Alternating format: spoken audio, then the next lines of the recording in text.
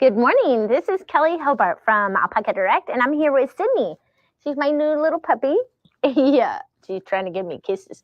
She messes up my glasses every day. So say good morning, Sydney. Say hello to everyone. Yeah, she's a good girl. She's getting big, and guess what she already knows how to do? She knows how to scratch on the back door when she has to go potty. So she's doing a really good job. Smart little puppy. She's a mini Aussie, and not quite, just about 10 weeks on Friday, right? Yeah. Yeah. Tell them about her So bells. about her bills. Oh yeah, I got her this special bill off of Amazon, and it's extra loud so I don't accidentally step on her. Here you go, Madeline. I'm going to give her to Madeline, so she's got the wiggles. Madeline, if she does have to go potty, there is a leash in my pocket. So good morning, everyone. This is awesome. Today we're going to be talking about my 3 favorite cast-ons and why I like them and the pros and cons of each, and how we can use these cast-ons when we're making our sweaters to make our projects look lovely and make sure they're nice and loose, right, Jim? So every week we have a drawing, and for this last week it was for this lovely Bravo baby alpaca and this gray color one. And so this is made in Peru. It's 100% baby alpaca, and I use this Bravo all the time for all different kinds of things. Matter of fact, I made myself a pair of gloves out of this Bravo, this exact colorway, and they're my favorite. They're absolutely my favorite gloves because the hollow core fiber keeps my hands warm, and it's so soft on my hands. And actually, it's pretty durable too. They look good still, right? My gloves. You got to do the snow blowing. Yes, I've been doing snow plowing since Jim had his knee done. Oh, well, actually, and I had to do it. Well, it wasn't snowing back then when you had your other knee done, but I've been doing a lot of snow plowing. We've gotten a lot of snow, and so I have kept my hands nice and toasty. Jim used to have to, when he'd do it, he'd wear heated gloves that are charged on a battery. And all I have to do is put my alpaca gloves on, and they're tiny little gloves, so they fit right in my pocket. And I bet they're just about as warm as Jim's heated gloves. They're fantastic. So for the prize for today, I was thinking we could try some superwash. And this is superwash merino made in Peru. And it's one of our yarns. And yes, it's Coeur d'Alene superwash merino. And I thought maybe the sapphire color or maybe barn door red. So you guys choose which color you think is best, and then we can send it out to our customers. Sapphire blue or barn door red. Oh, okay. Red or blue is fine. And then you can get entered to win when you post comments in that comment section. Hey, if you have a great pattern that you're working on, why don't you share it with us so that we can take a look at what you're doing too. I love getting new ideas for new patterns for myself, and then we can share with each other and learn from each other. Where they're from. Yes, don't forget to let us know where you're from. And I don't know if you're having a lot of snow right now, but we've had a lot of snow lately, and it's been actually very pretty. It's cold though. It's cold. Perfect time to wear alpaca. Totally perfect time. So I made this little board of some cast-ons, and I thought, Jim, I would just come around and show them. I'm going to hold it up to this way. Yeah, I can show you the cast-ons. Here's my board. Can you see it, Jim? Yeah. Okay. So those are some of my favorite cast-ons. I'll tell you why. Let's sit down and take a look at them. These are my pretend little sweaters. I just made these little swatches so that we could take a look and see what the cast-ons are like. And they're using, I cast on with the actual same size needle and that I knit with. And let's take a look at these. So this first one is the long tail cast on. I'm just going to put them right next to each other. And then the next one that I love this German twisted cast on. And this one is, it's a super nice cast on. What I like about it is it adds a little extra yarn to each stitch when you're making it with that extra twist that you do. And if you can see, it's pretty stretchy and it looks really nice. I use this cast on all the time. What are your favorite projects like for that? For the German twisted? I use it for all different kinds of things, not just sweaters. I use it just about for anything. I actually, the long tail cast on is what we teach begin to knit students. And what I like about this one is it it's easy for beginning students to learn how to do. And I think it's important when you're casting on that you use the one that you're comfortable with. Because if you're really comfortable with a cast on, the chance that that cast on is going to look really good is going to be pretty high. And so you can see by looking at this cast on that it's plenty stretchy. What's unique about it? This long tail cast on, like I said, it is great for beginning knitters because it's easy to do. I'm going to show them how to do each of the cast ons in just a minute here. So, but you can see, let's see, if they have this about the same amount of stitches cast on. The German twisted cast on is just ever so slightly bigger. Do you see that? It just stretches out just a little tiny bit bigger. So you can kind of see that German twisted, because each stitch has a little extra yarn in it that makes up the stitch, and that's why it's a little bit bigger. Now this cable cast on, I really like this cast on too. This one it's the same amount of stitches too, and you can see that it has a lot of yarn in it as well. And I'm not sure if it's because it was the last swatch that I did, but it has the same, these all have the same stitch count, but see how the cable cast on is really wide and it gives you a lot of stretch for the cast on. I really liked it. I use the cable cast on all the time. I mean, for a lot of different things. It's just a super nice, roomy cast on that works terrific. So I thought maybe we could just go over these cast-ons real quick. For those of you who haven't seen the different cast-ons, let's just do about 10 stitches in each one. So, and we will save the cable cast-on for the very last, because the cable cast-on does not require a tail to make it. And both the long tail and the German twisted cast-on require a tail to make the stitches. So I was thinking I will just do 10 stitches of each one. So for the long tail cast on, you go up the thumb, over the index finger, and back through that hole that you created. Up the thumb, over the index finger, and back through that hole. See, and you don't have to let go. And I forgot to tell you that when you set up for the long tail cast on, it's like a teepee. You open up the strands of yarn and you put your index finger in there and you grab the strands with your pinky and you hold them and you put your thumb on one side and the index finger on the other, and then you bring it down much like a slingshot, right? So 5, 6, 7, 8, 9, and 10. Now, let's look at the German twisted cast on. The German twisted cast on is very similar to the long tail cast on. You set it up the same way, but you go like this. What are you doing?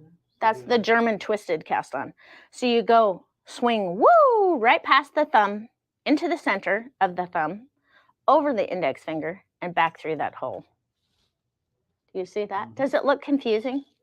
Maybe for some people, huh? 2. So swing to the back, into the center, around the index finger, and back through that little hole that you came from. So that's 2. And then zoom in and show them what it looks like. It looks similar. Right. But do you see how it has like a little pearl bumps? This one has like knit stitches all along. This one has little tiny pearl bumps. Interesting, huh? So it goes like this. So we have 4, 5, 6, 7, 8, 9, and 10. So that's 10 stitches of that German. We have the long tail cast on, and then right next to it is the German twisted cast on. Do you see the difference? This one is not as substantial. It doesn't stick out as much as the German twisted cast on does. See how the German twisted cast on almost have little pearl bumps right above the knit stitches. I really like that German twisted cast on. It's so fantastic. And so then let me show you the cable cast on. So there's 2 different, you can use the cable cast on or you can use the knitted cast on. And I'm just going to move these out of the way for a second. Okay, so if you were going to do the cable cast on, which was this sample right here that I did, okay, watch. You go between the first 2 stitches, come back out, put the left-hand leg on the needle. Go between the 2 stitches, left-hand leg on the needle. Between the 2 stitches, so 3, 4, 5, 6, 7, and 8, and 9. And you see how I'm not taking my needle out. I just reinsert it. Sometimes people reset every single time, and to me that slows you down. So here is the cable cast on. Here's one side of it and the other side of it. Is that cool? Mm-hmm. Yeah, that's a nice cast on too. What I really like about the cable cast on is that it doesn't require a tail to make it, to make half of the stitch. Another cast on that's very popular with some people, my friend Shelley likes to use that in place of the cable cast on. It's called a knitted cast on. And I don't have it in my sample one, but it's very popular too. You just pretend as if you're going to knit, and then you bring the stitch through and put it on the left-hand needle. Excuse me, the left leg goes in the back. And then you would knit another stitch, left leg goes in the back. Do you see how I'm keeping my needle in position, putting that left hand leg in the back, and not taking my needle off of my work? Because that makes you do it faster. And I like going faster. So I keep my needle in place and don't reset the whole thing every time. Just keep it and keep her going. So here is, if you look right here, this cast on right here is the cable cast on, and this cast on right here is a knitted cast on. Interesting, huh? Is that cool? Yeah. And they're both fantastic.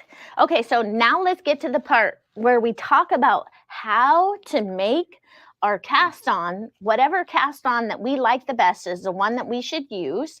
And I have 3 tips for you for making your cast on better. Okay, here's my 3 tips. You can cast on with a needle 2 sizes larger than the one you'll be knitting with. And I would say don't skip this.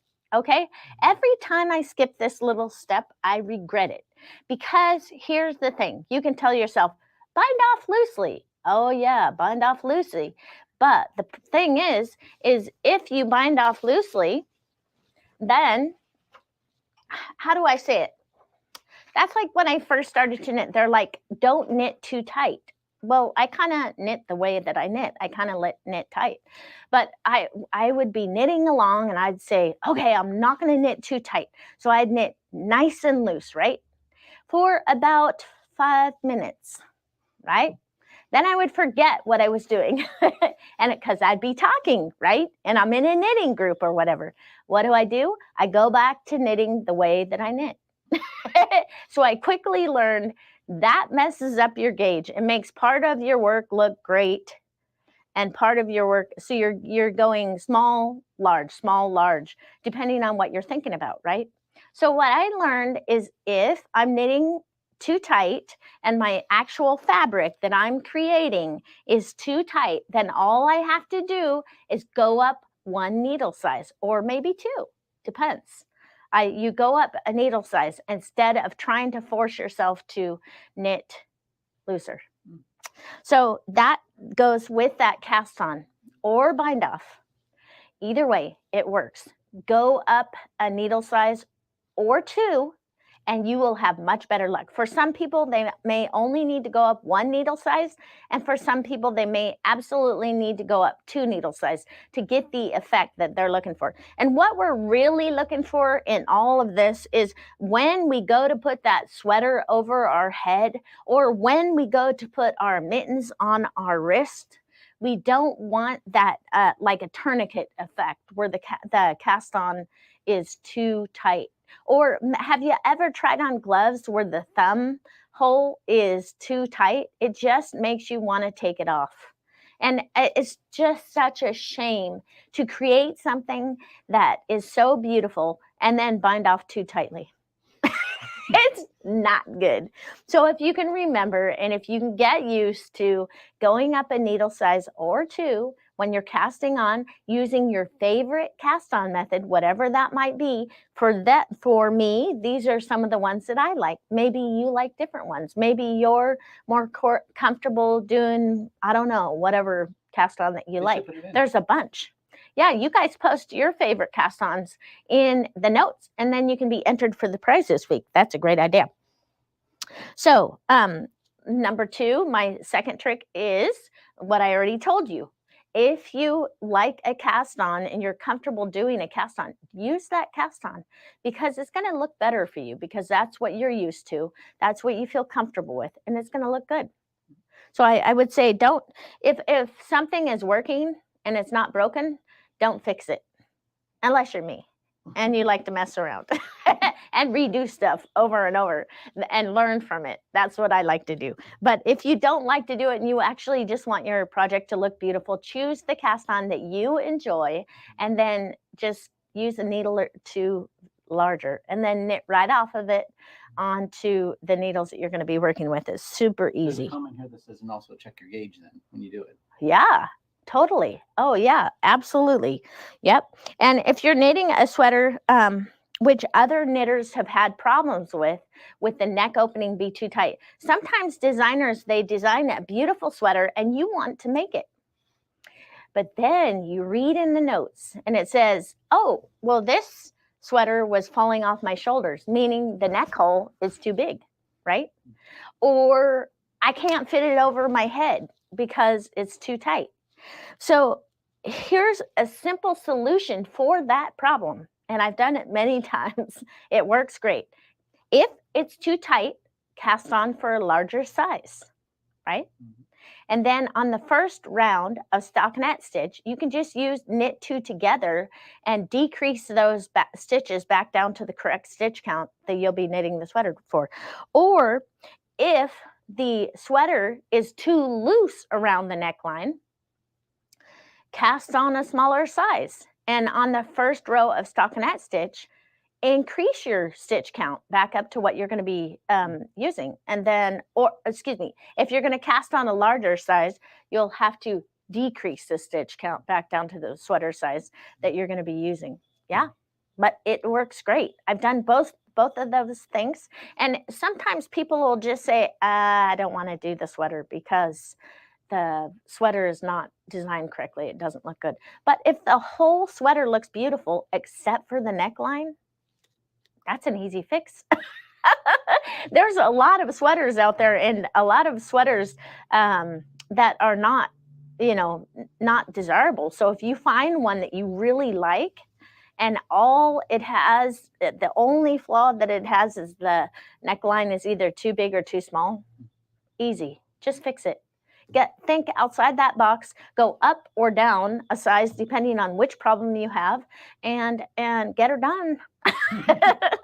Yeah, it works great. So yes, the cable cast on, the long tail cast on, and my German twisted cast on are all some of my favorite cast ons, and they work great for us. So let's take a look and see what our prize is for today. Is a Bravo in the charcoal color, and Michelle Lane, you won the yarn for the last week's yarn.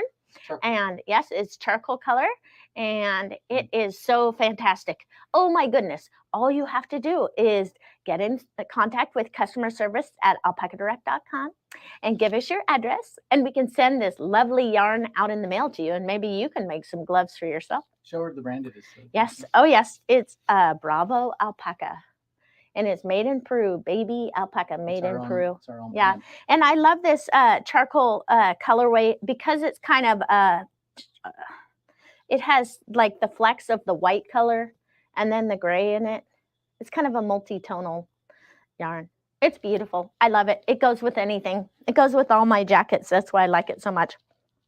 And then on this next week, I was thinking that we could talk about the magic loop method. I was going to talk about our gloves, the fingertips on the gloves, but there has been some request for us to talk about the magic loop method and how easy it is. If it's one of your goals for this year to learn how to do the magic loop method, oh my word, if you learn this skill, you are going to be loving life and knitting, because using the magic loop method is so useful. I use it for so many things.